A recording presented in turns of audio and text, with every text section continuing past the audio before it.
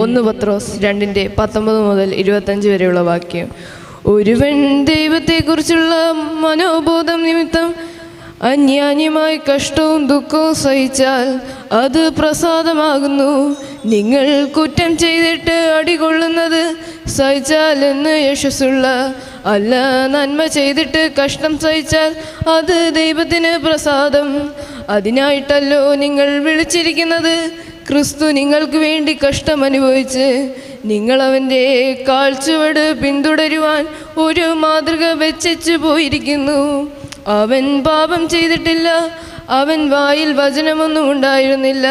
തന്നെ ശകാരിച്ചിട്ട് പകരം ശകാരത്തെയും കഷ്ടം അനുഭവിച്ചിട്ട് ഭീഷണം പറയാതെയും ന്യായമായി നിന്ദിക്കുകയും കാര്യഭാരമേൽപ്പിക്കാതെ യാത്ര ചെയ്ത് നാം പാപം സംബന്ധിച്ചു മരിച്ച് നിന്ദിക്കും. ജീവിക്കേണ്ട